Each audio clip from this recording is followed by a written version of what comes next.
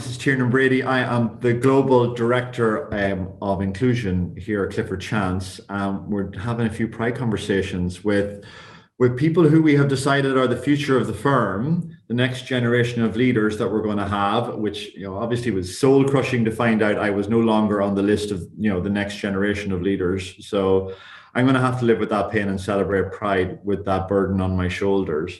But we're going to get them all to introduce themselves and say hello to you before we have a little bit of a deeper dive into Pride and what it means for everyone. So, hi, Zareen, do you want to introduce yourself? Hi, everyone. Really great to be here and happy Pride. I'm Zareen. I am a future trainee at Clifford Chance. I'll be starting at the firm in 2023. I'm also the LGBTQ Undergraduate of the Year 2020, an award sponsored by Clifford Chance, and an Attitude Magazine 2020 Trailblazer. Nice to see you again, Zareen. And we are bouncing from London over to New York to Tom. Hi, Tiernan. Yeah, thanks so much. My name's Tom Chapman. I'm in upstate New York right now, where I just graduated from Cornell Law School. But my partner and I will be moving to Washington, D.C. in August so that I can start at the Clifford Chance office in D.C. in October as a law clerk. Fantastic. Welcome to the firm. I love the DC office. It's really lovely. I'm just saying. And we're literally going to drill the whole way to the other side of the world now, from Tom down to Danny in Sydney. Hi, everyone. I'm here in beautiful Sydney, as Tiernan said. My name is Danny. I am one of the new grads here at the Sydney office in Clifford Chance. I started about 3 months ago, so still nice and fresh. And yeah, looking forward to talking to everyone tonight. Okay, nice to meet you, Zareen, Tom, and Danny. The theme of our Pride campaign this year is change. And 2020 is probably undoubtedly the year of change, as is 2021 so far with the pandemic, and of course so many other issues around LGBT rights and equality.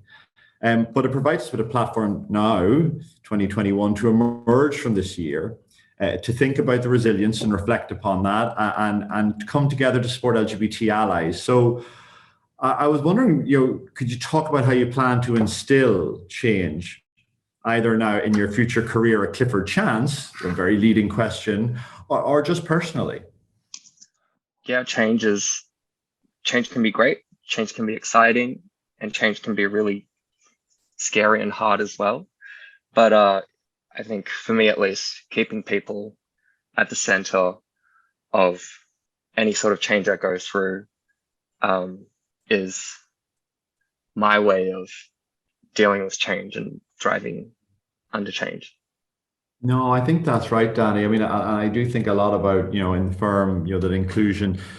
It's easy to get stuck in the jargon and forget that actually inclusion is a who, it's not a what. And that actually what you really want people to do is make that journey to seeing that. So, I think you're exactly right. As one of the great takeaways, hopefully, of this year is, hopefully we noticed that it was a who a little bit more. Tom, what did you think about that? How do you plan to instill change into all of the rest of us as well as yourself? But I'm reminded that last year, not only were we dealing with the early stages of the pandemic, as so many places in the world still are today, but here in the US, last summer, when I started with Clifford Chance as a summer associate, we were dealing with the struggle for racial and social justice as well. And it's just, there've been so many opportunities over the last year to really refocus our efforts. And I've been grateful that Clifford Chance has really been at the forefront of pushing for some of those things and redoubling our efforts in certain areas. I agree with Danny. One of the things I'm most excited about is to be back with colleagues and to actually meet people in person. So I can't wait for that. And I think one of the best ways that we can instill change in any organization, in any area of our lives, is to be fully present as ourselves. And so in theme with Pride, I think my personal goal is to make sure that I'm fully showing up to work as who I am in every aspect of my life, because that's the way that I'm going to give the best work and be the best support to my colleagues and have the best work-life balance. So, I'm really hopeful that as much as we've had to sort of reassess and rebalance over the pandemic and over the course of the last year, that I can bring that forward and make sure that, my life isn't segmented or siloed, that I'm fully myself when I come to work every day and, when I'm back at home. I mean, that makes sense. I mean, and it's interesting from the New York perspective. I mean, obviously there's just so many dimensions to inclusion this year between what happened last year for Pride and this year and all the global events specifically starting, many of them triggered in America. And a reminder that, these aren't one-off events, that inclusion is a permanent journey, and we're all expected to lean in, and we're all expected to, continue to campaign for it no matter what. So yeah, I'm with that one. I'm moving over to Zareen though now. I'm going to pick on you, Zareen.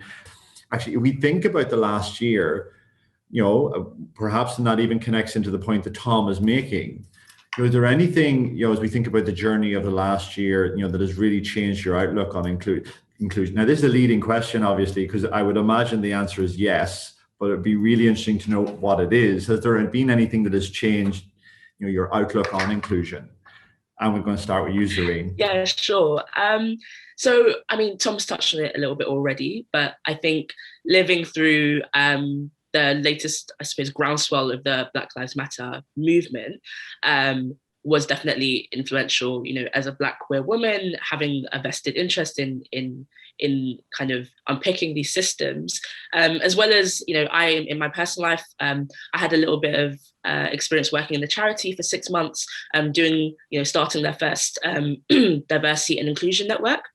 So both of those things taught me that inclusion has to be at all levels. It really can't work unless we incorporate everyone across the organization, because it's not just about, diversity, as in getting more people in who are of a diverse population, but rather inclusion is about making people feel comfortable and safe.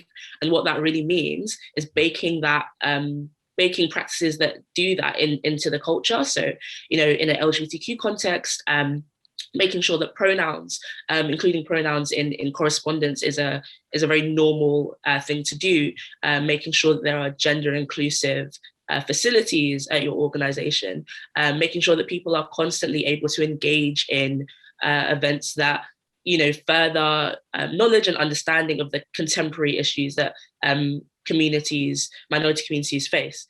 I suppose one of the things we do want to do, as well as thinking about what we thought about it ourselves, is about, what we're going to say to the rest of the firm and the people watching this. So, for the non-LGBT plus people, about what makes an ally, and how can they support the LGBT community, LGBT people and work colleagues and friends and family members. So what advice would you give to someone who wants to be an ally?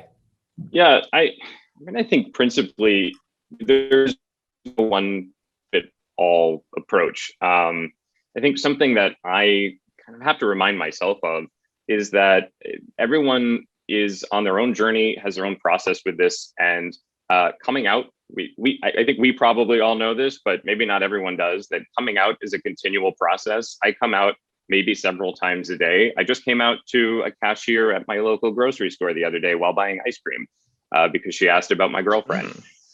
So, just because we're here talking as part of a Pride video doesn't mean that we'll be out to every colleague or in every context at work. And so to make sure not to make assumptions, to make sure that allies are creating space for LGBTQ plus people to speak for themselves, to have their own experiences, and to know that not every one queer person's experience will fit another's. So those are sort of my helpful tips that I sort of have to remind myself of sometimes too. Yeah, no, and I think one of the assumptions piece is so real. I mean, and it's, a lot of the time, or most of the time, people don't mean anything by it. It's just about being able to go, actually know, and to correct people gently. Zareen, what advice would you give someone who you think wants to be an ally? Yeah, I completely agree with everything that Tom has said. I think the thing that I would add is for allies to be comfortable with being uncomfortable. I think that's really, really important. So, being comfortable with the idea that you won't know everything, but it's also important to seek out knowledge. And that can be through a number of ways. That can be through a Twitter post, through TikTok, through Instagram, an infographic, and then you can move on to more detailed explanations. But using the resources that we have, I think, to really understand different communities, so the LGBTQ communities, and the language that's used that are really important to people's personhoods, I think goes a long way, probably more than people realize. And I also think as well, part of being comfortable with being uncomfortable is engaging with the aspects of pride, and the issues that the LGBTQ community face that aren't really shiny and especially palatable. So engaging with really, really difficult issues. So, Black trans women and the difficulties that they face and the violence that they face. Engaging with how LGBTQ people, youth in particular, face homelessness, for example. So I think there's a lot of celebration with Pride. Definitely, I personally have been jumping up and down for the past 3 days of June. But I do think that part of being, again, comfortable with being uncomfortable is engaging with those difficulties, and with that as well. Another thing that may be uncomfortable for people to think about is the different support that the most vulnerable of our community need. So like financial support for people, again, who face, Black trans women, especially, who face huge income gaps, can be really important. And that can be as simple as GoFundMe links that are, all around because of the nature of our systemic inequalities. So I think that's the kind of broad umbrella I would say for allies. Celebrate with us. It's definitely a joyous time, but also engage with the things that mean that the community in its diversity can have a flourishing personhood. I think that's what I'd say. I think that's right. I think a really important point in this, sorry, as I wander for a second, is, I'm conscious Danny's in Sydney and Tom's in New York and Zareen, you're in London, and there are three reasonably brilliant places to be LGBT, not without their downsides, but in the scale of what the world looks like, most of the world doesn't look like London, Sydney, and New York for LGBT people. And I think sometimes we can relax into this idea that it's all fine, and that there's something inevitable about it all getting better, and it isn't inevitable. We need allies. I have it now. So the question we know you've got in advance. So because I'm dying to hear your answers on this one though, is and we go around our table on it. Who is your favorite LGBT icon, and why did you choose this individual? It's such a real pain question because there's just so many absolutely amazing potential icons, but we have to land somewhere. So we're going to start with you, Danny. All right. I think this is my favorite question. At the risk of sounding a little bit basic, I have to say Lady Gaga, because, well, I think, growing up in my teens, when she first emerged onto the world stage, I was mesmerized, first of all, by her music. I love pop music, and she had such fun music. So I was a pretty big fan before I even realized how much of an ally she was. And I distinctly remember watching a awards ceremony where she was on stage wearing this fantastic red outfit that covered her face, and she went up to the stage and she thanked God and the gays for the award, and I knew at that point that she was my pop star. And then she came out with Born This Way and just all this really in your face sort of pro LGBT messaging. She spoke a lot about don't ask, don't tell in America. And I guess in terms of sort of the pop stars that people our age grew up with,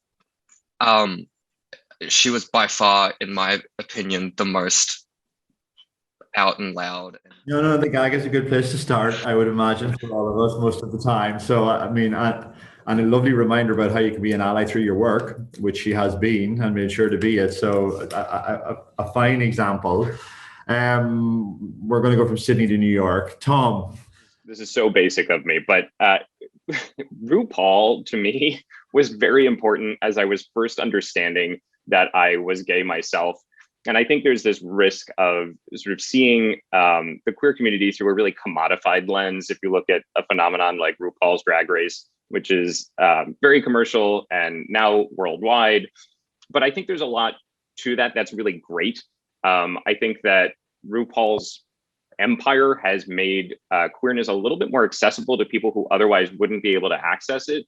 And for me, it was a window into the many different ways that there are to be gay. I grew up in a very rural area in a small town and didn't really know anyone else from the queer community. And I sort of had in my mind, like, well, there's one way to be gay. I don't really see myself in that community. What does that mean for me?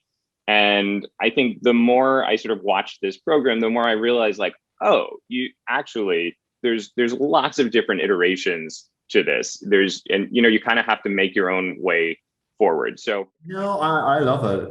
I mean, and drag's so fabulously subversive as well. I mean, how to get a message across using your own artistry. Okay, I'm with both of these so far. I think we're going to have to go for three, Zareen. Who is on your list? Yeah, so definitely difficult question.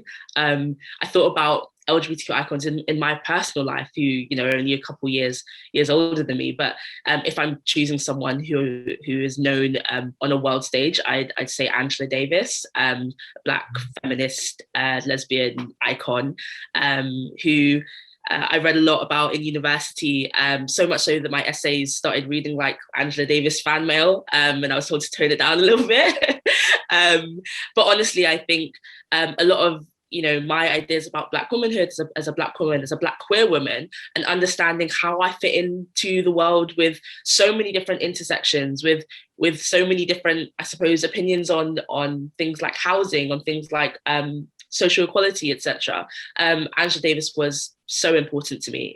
She actually came to Cambridge, where my university was, and it was like a superstar had descended on our tiny little old-fashioned town. It was amazing. So I think, yeah, Angela Davis, if you ever see this, I'm very much for you. I'm very much a fan. I think three very good choices. I think three very inspirational people. And again, brilliant advocates, people who are prepared for, to campaign and understand that you need to be visible. You need to champion something. These things don't happen themselves. So, and you can hear that from all of the words that you've talked about today as well. So thank you very much for the time, Tom, Danny, Zareen.